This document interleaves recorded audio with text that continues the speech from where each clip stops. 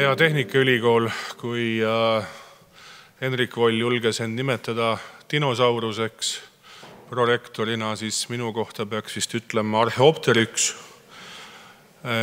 Minul algab peagi 6. rektoraat. Oli siis Volli Kalmu esimene rektoraat, kurvalt lõppenud Volli Kalmu teine rektoraat, Tõnu Lehtsaare vahepealne rektoraat, Toomas Asseri rektoraat, Tiit Landi esimene rektoraat ja siis nüüd ilmselt Tiit Landi teine rektoraat. Ja ma arvutasin välja, et kui nii läheb nagu plaanitud, et siis ma löön üle aastate arvult isegi Jakob Kübarsepa. Aga ma tahaksin kõigepealt ikkagi rääkida, enne kui minna konkreetsete graafikute ja tulemuste juurde, ma tahaksin natukene rääkida nendest suhteliselt unikaalsetest kogemustest, mis ma olen viimase poole aasta jooksul saanud, olles siis korraga teadus- ja ettevõtlusprorektori ametis, sest minu teada varem nagu sellist sümbioosi ei olegi väga olnud ja natukene on ikkagi nii olnud, et teadusprorektor tõmbab nagu ühes suunas, ettevõtlusprorektor natukene teises suunas ja minule siis langes nii-öelda au ja võimalus ja kohustus ja raskus vaadata siis neid kahte teemat koos. Aga ma pean ütlema, et ilmselt ikkagi rohkem ma olin nagu ettevõtlusprorektor, aga ma kindlasti sain ka sellise kogemuse, mis aitab tulevikus tööd teha mitte ainult paremini, vaid natukene ka nagu teistpidi mõeldes. Sellepärast, et kui me vaatame nagu seda teaduspoolt, siis seda eelkõige iseloomustab minu jaoks nagu 3 asja. Üks on selline taotlemine, meil on välja kujunenud siis võimalused, kogu ju teaduse rahastamine praktiliselt teadlase vaates on konkurentsipõhine, siis nagu ikka ülikoolide vaheline tekisikutamine, kus siis püütakse siis erinevaid võtmenäitajaid või siis kaalukategooriaid kasutades oma ülikooli tulu kasvatada sisuliselt väikses Eesti kinnises süsteemis. Ja 3. on siis selline laiem vaade, mis on teaduspoliitika. Ja ütleme, et Eesti ülikoolid tegelikult on olnud Euroopa Liidus väga aktiivsed sellised ja julged tippteaduse eestkõnelejad. Et Eesti ülikoolid osaledes ka rahvusvahelistes võrgustikes ei ole kunagi rääkinud sellist juttu, et teadusele peaksid kehtima madalamad kvaliteedistandardid. Ja teaduse osas ju Tehnikaülikool viimastel aastatel ongi astunud väga häid ja jõulisi ja tublisid samme edasi. Aga kui me vaatame nüüd nagu seda ettevõtluse poolt ja kui teadusraha on ju sisuliselt igasugu fondide võimaluste poolt kuidagi katusega, siis nagu ettevõtluskoostöö kohta võiks ju öelda, et sky is the limit. Et vaatame kõrgustesse, võimalused on piiramatud, aga tulemused või väljundid on pigem väga palju väiksemad, kui me räägime nagu klassikalisest teadustööst. Ma olen nüüd 2 aastat püüdnud tegutseda ja ma hakkasin loomulikult ka tegutsema klassikaliselt ja see esimene nägemus ta andis nagu osalist tugevust ja tulu ülikoolile. Kindlasti nüüd ma olen aru saanud, lahenduseks ei ole see, kui me viime kesksetesse tugiüksustesse rohkem inimesi, arvates, et see on probleem. Et kesksete tugiüksuste nii-öelda tugevdamine inimestega, kes motiveeriksid või nagu nõuaksid teadlaste käest, et suhelge rohkem ettevõtetega või siis läheksid ettevõtete juurde ja ütleksid, et suhelge nii-öelda rohkem. See nagu teatud tulu annab, aga see kogu ülikooli ettevõtluslepingute portfelli mahust võib-olla see on maksimaalselt kusagil 10%, mis see suudab nii-öelda nagu muutust teha ja kui kulud selle peale on nagu väga suured, siis isegi võib öelda, et need kulud ei pruugi ennast niiviisi ära tasuda. Teine suund, mis pikemas perspektiivis kindlasti peab hakkama ära tasuma ja tasub ennast ära, on intellektuaalomand. Me andsime välja ka intellektuaalomandi käsiraamatu ja sisuliselt võib öelda, et peale seda nagu väikest kampaaniaviisilist lähenemist leiutustegevust Tehnikaülikoolis siis kuskil üle 1,5 korra ühe aastaga juba nii-öelda nagu kasvas. Aga veel on potentsiaali enamaks, sellepärast et Euroopa tippülikoolidest meil, kes selles vallas tegelevad, meie mahajäämus on ühe teadlase kohta võib-olla isegi kuskil 3-4 korda, nii et ma arvan, et ka Tehnikaülikoolis ikkagi ruumi on väga palju enamaks. Aga kui selline tugi on üks selline pusletükk, siis mis on need teised pusletükid, mis on puudu, mille tõttu ikkagi need tugiüksused ise nende tegevus või kui me paneme ka ettevõtluskoostöö inimesed tööle siis teaduskondadesse, sellist nagu maksimaalset tulemust ei anna. Ma arvan, et esimene eeldus on terve Eesti eeldus ja siin vaatame otsa nii kõigile meile korraga, aga eriti rektoraadi liikmetele, eriti nõukogu liikmetele, eriti meie vilistlastele. Igas Põhjamaade riigis tegelikult, kui me vaatame, kas või Soomet või Rootsit on kuskil piirkonnas, võtame siis Stockholmi piirkond või Helsingi piirkond, on üks väga tugev klassikaline ülikool ja üks vähemalt sama tugev Tehnikaülikool. Ja minu arvates on siin kohutavalt tähtis küsimus kogu Eesti tuleviku arengu jaoks, miks Eestis niimoodi päris ei ole. Et miks ikkagi klassikalise ülikooli finantseerimine on sisuliselt 2 korda kõrgem kui Tehnikaülikooli finantseerimine. Et see on küsimus, millele peaks vastama nii me ise, aga meid toetame meie vilistlased, aga peaks vastama ka riik. Me peame küsima seda küsimust ja tugevdama koostööd eriti Majandus- ja Kommunikatsiooniministeeriumiga ja ma arvan, et me võiksime küsida seda küsimust ka Tallinna linnalt. Et kas me Tallinnas, kus on 5 korda rohkem elanikke kui Tartus, me tahame, et oleks sama tugev ülikool kui teises linnas, miks me ei taha seda? Nii et ma arvan, et see on nii-öelda nagu esimene eeldus tulevikuks. Kui me seda nagu ei saavuta, siis kõik need teised sammud on kaasa aitavad ja aga see ei ole ikkagi see nii-öelda nagu peamine. Ilma selle toeta me oleme kahjuks muutumas samamoodi teiseks klassikaliseks ülikooliks Eestis ja siis võitleme ja võistleme selle nimel. Teine asi, mis ma teadusprorektorina tajusin, on nii-öelda sisemised eeldused. Et mul oli võimalus siis atesteerida ka teadlasi ja see käib meil karjäärimudeli alusel ja kui ma vaatasin siis, kuidas teadlased peavad oma tulemusi esitlema ja mille alusel neid hinnatakse ja mille alusel neid ametipostidesse uuesti määratakse, seal ei mitte ühtegi konkreetset sõna ettevõtluskoostöö ja majandusliku mõju kohta. Isegi sellist võimalust ei ole, et seda väärtustataks praegu meie karjäärimudelis. Seal on sõnad küll, et sisse toodud raha hulk tervikuna, aga kas või võimalus. Ja me kõik saame aru, kui tähtis on just nimelt see meie majanduslik mõju. Ja see on meie arengukavas kirjas, et me oleme majandusarengu mootor. Aga kuidas me oleme? Nii et nagu selle lahti mõtestamine saab olema nii-öelda ka uue arengukava koostamisel üks nagu kõige tähtsamaid asju. Ja kui me tegeleme kalapüügiga, meil on praegu teadlased, kes on supertegelased ettevõtluskoostöös. Ja kui meil on sellised nagu teadlased ja kui kujutame, et me oleksime ettevõte, mis tegeleb kalapüügiga ja see teadlane tuleb ja ütleb, et ma püüdsin 6 haugi aga talle öeldakse vastu, aga mõõdikutena on meil kirjas, et sul peavad olema ka kogred ja särjed.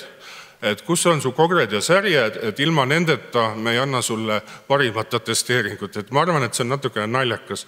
Et võib-olla ülikoolis me peaksime mõtlema ka rohkem kui ettevõtte ja karjäärimudelit muutma siin ka nagu paindlikumaks ja väärtustama eriti neid inimesi, kes juba praegu seda suurt majanduslikku mõju avaldavad. Edasi. Oleme arvanud, et kui me paneme eesmärgi kuskile mingisuguse punktina, et me saavutame selle kuidagi teistmoodi kui nii, kui instituudid võtavad endale samasugused eesmärgid. Ja see on nüüd toimunud selle 2 aasta vältel, mis ma olen siin olnud. See tähendab, et kusagil on selline suur eesmärk, aga kui instituudid teevad oma arenguplaane ja eesmärke, siis seal on väga palju madalamad eesmärgid. Ja summa summarum on see, et instituudid täidavad oma eesmärgid, aga need eesmärgid ongi need madalamad eesmärgid. Ja võt see nüüd on nagu see põhikoht, millest me oleme rääkinud. Kui me koostame uut arengukava, me peame kaasama instituudid niiviisi, et tulevikus instituutide eesmärgid ja ülikooli eesmärgid kokku langevad. Kui me selle saavutame, siis me saavutame ka tulemusi. Need olid 2 asja, aga on veel 3. asi.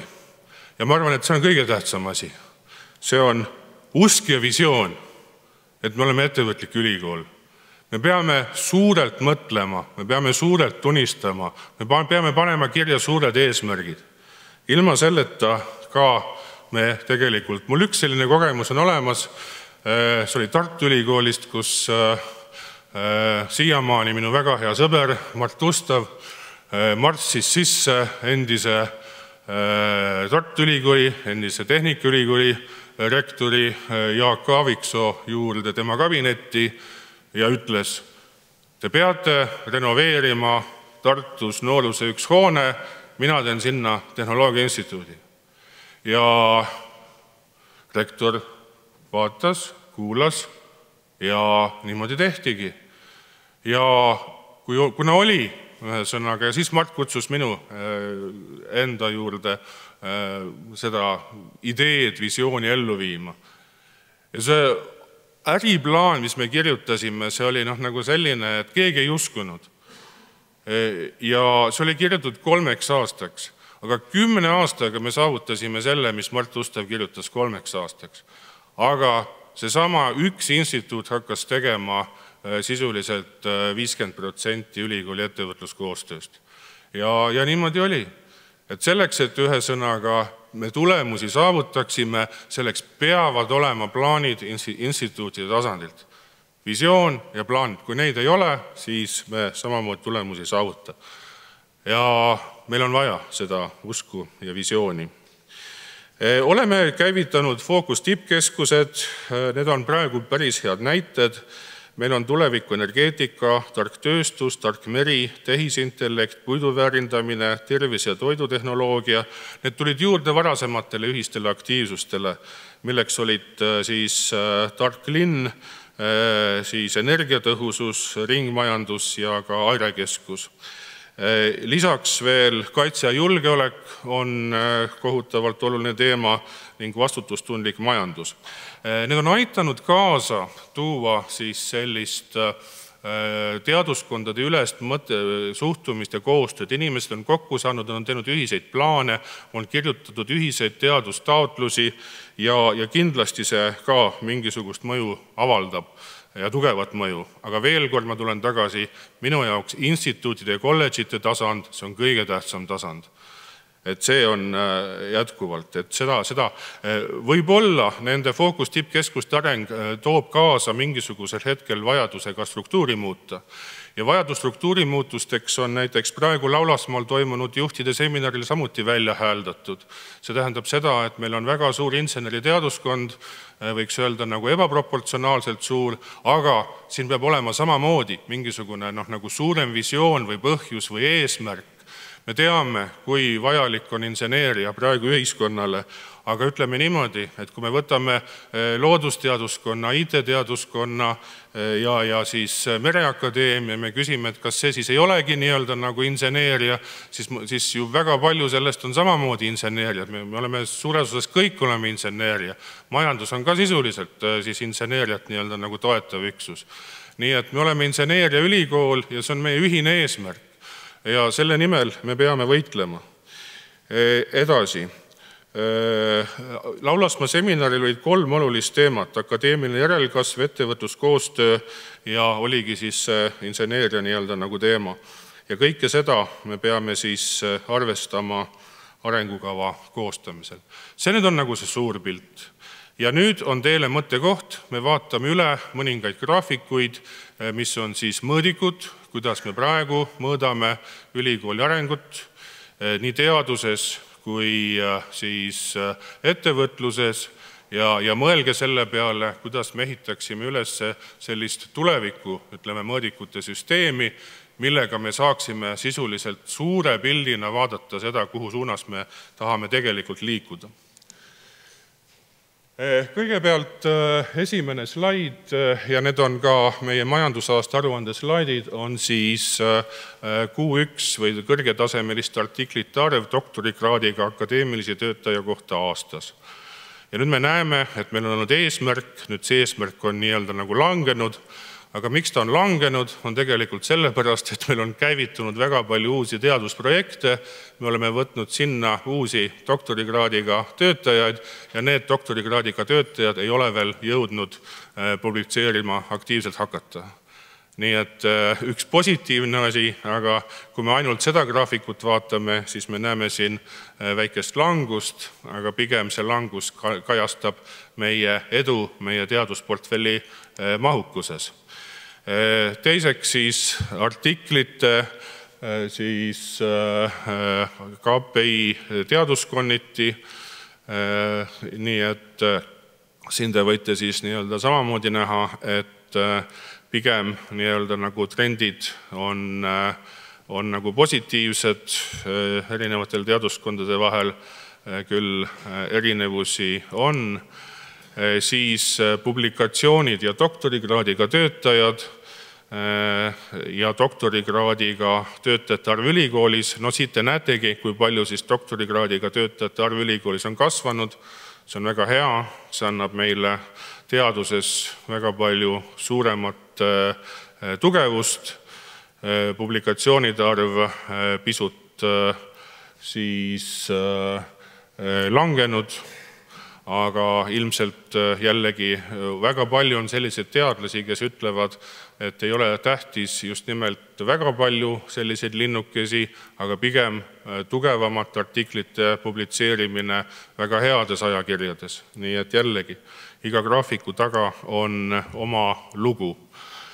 Ja siin on siis teadusartiklite osakaal Q1 kvartiili ajakirjades, siis ka võrdlusülikoolides, me võrdleme ennast siis Aaltoga, Eindhoveniga, Taani Tehnikaülikooliga, oleme tõusujärgus, aga jällegi ruumi on veel minna, siis publikatsioonide tsiteeringud, siit samamoodi näete, et me oleme põhimõtteliselt tõusutrendis, nii et ütleks niimoodi, et teadusega on järjest paremini.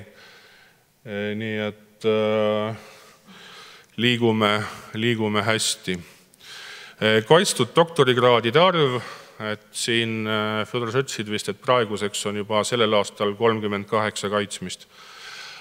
Me ennustame, et aastatel 2027-2028 saab olema väiksem, võib-olla väike tagasilöök, aga kui me praegu kuulsime ka uut koalitsioonilepingut, kui palju tahetakse tõsta, siis doktorantide arvu, siis tulevikus, pikemas tulevikus pigem me siin peame olema positiivsed ja kindlasti rõhuma siin ka meil just Tehnikaülikoolis tööstusdoktorantuuri peale.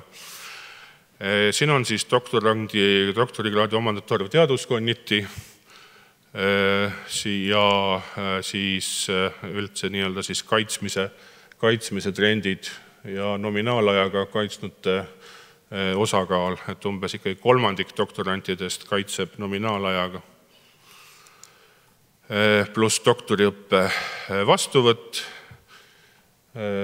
Hästi palju on meil nagu neid erinevaid graafikuid ning alanud projektide maht doktorikraadiga akadeemilise töötaja kohta.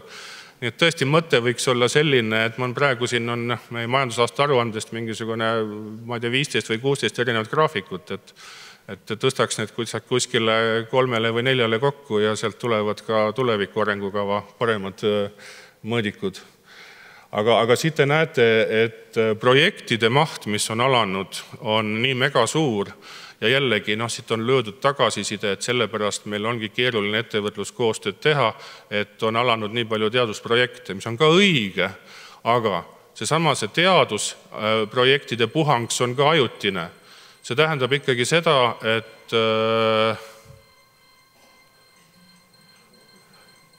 sa pead ravimi võtma ehk. See tähendab ikkagi seda, et me seal, kus meil praegu oleme saanud tugevad teadusrahad, me peame ennast ette valmistama, et kui see periood on läbi, et siis just nimelt meil õnnestub nende sidemete kaudu, mis me ettevõtetega loome, siis tugevdada ka ettevõtluskoostööd. Nii et see on üks koht, millele kindlasti tähelepanu pöörata. Ja siin te just näete, mis on nii, et ma mõtlen, et teadusega mulle tundub, et praegu on lood väga hästi. Ja mul läinud veel 5 minutit, ma pean rääkima ka ettevõtlusvaldkonnast. Ja siin on siis teadus- ja arendustegevuse lepingute tulu aastas, millele siis vastavalt definitsioonile on liidetud ka, ütleme siis selline sihtfinantseerimise raha. Siin on ka õiglase üleminekufondi raha ja siis Arenguskeskuse tegevuse raha on selles graafikus sees, kuna see on indikaatori definitsioonis. Aga ütleme niimoodi, et lepingute maht äriühingutega moodustab sellest kusagil 1/3 ja kuna see on üks peamisi asju, kuidas meid mõõdetakse ka nii rahvusvahelistes rankingutes kui ka baasfinantseerimises, siis sellele tähelepanu pööramine on jätkuvalt ülioluline. Hargettevõtluses toimus täielik selline nii-öelda nagu puhang ja veel isegi selgitame põhjusi, kuidas nüüd viimasel aastal üliõpilased lõid nii palju iduettevõtteid. Aga ilmselt teatud nii-öelda meetmed siin oma mõju avaldasid, samal ajal kui siis teaduspõhised ülikooli argettevõtted, nende arv siis on endiselt kusagil 3 kandis aastas, mida ei ole palju. Aga ütleme niimoodi, ega teadlased ju ka ei ole väga hästi aru saanud sellest, et hargettevõtlus võiks olla nende teadustöö tulemus. Et endiselt on hoiakuid, et see on midagi, mis on selline nii-öelda nagu natukene põrandalune tegevus ja praegu just nimelt, kui on tulemas siis 11. juunil Riigi Teadus-Arendusnõukogu, kus arutatakse ülikoolide tehnosiiret. Üks ülikoolide sõnumeid ongi seal, et hargettevõtlus on muutunud kõikides meie Euroopa tugevates tehnikaülikoolides peamiseks tehnosiirdeviisiks. Ja palun saage sellest aru, tunnustage seda ja kui riik seda ka ühesõnaga niimoodi käsitleb ja tunnustab, siis see jõuab ka meie akadeemiliste töötajateni ja siis hakatakse seda väärtustama. Muidugi on ka ohtusid. Kuna meie teadusrühmad on hästi väikesed, siis me nagu ei saa kaotada inimesi, sest me võime kaotada siis teadusgrandid. Aga kokkuvõttes ikkagi me nagu liigume selles suunas. Ja kui keegi püstitas Eestis loosungi, et meil on vaja 500 süvatehnoloogia ettevõtet ja siis vaadatakse ülikooli poole, siis jällegi meie sõnum on, aga selleks tuleb luua eeldused. Selleks tuleb teha rakendusuuringuid, mis loovad sellist intellektuaalomandit, mis jääb ülikoolile ja selle tulemusena me saame luua need ettevõtteid. Kui need eeldused ei ole täidetud, siis ei ole loosungitest mitte midagi kasu. Patenditaotluste arv. Hüppeline kasv ikkagi, see tähendab, et selline natukene kampaaniaviisiline lähenemine töötas.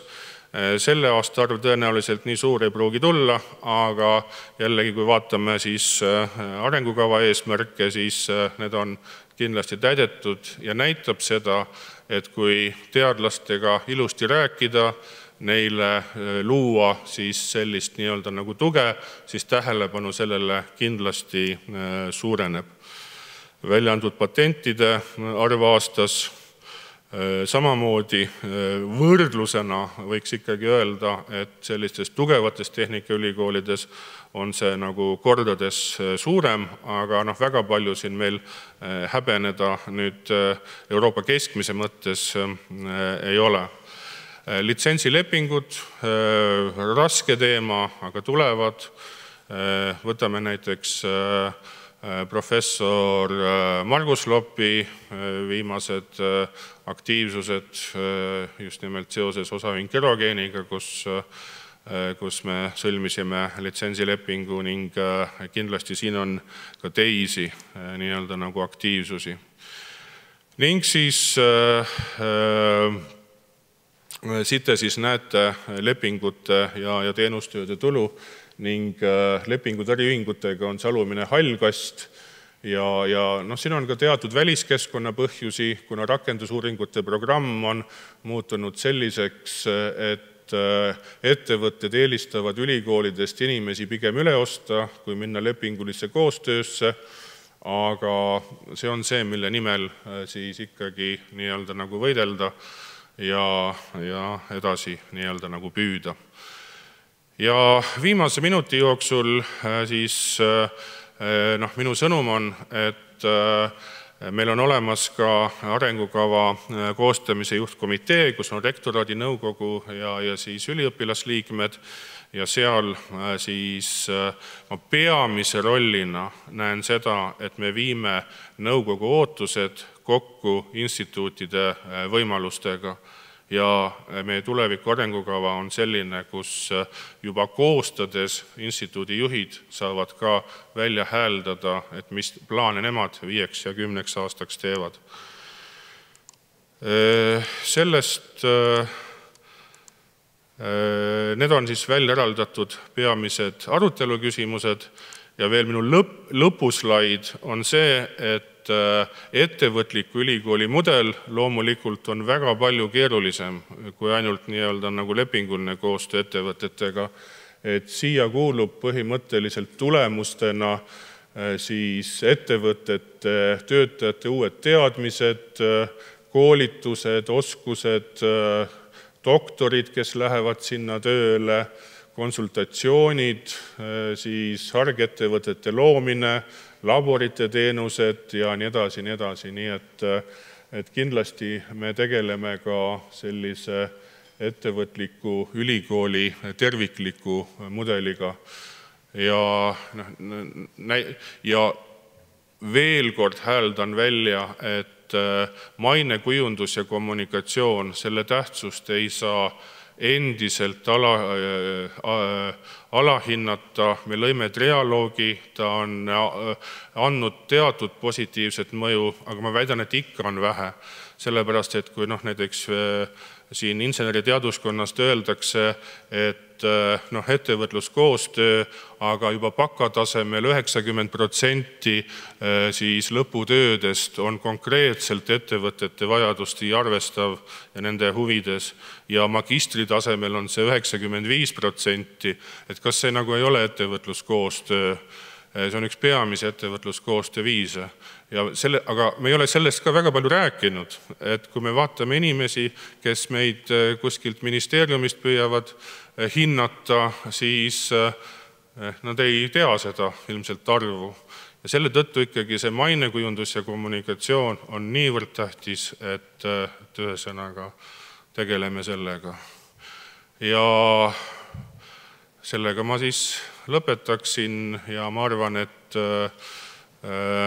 kuidas see Hendriku lõpulause on, et anname hagu edasi. Aitäh!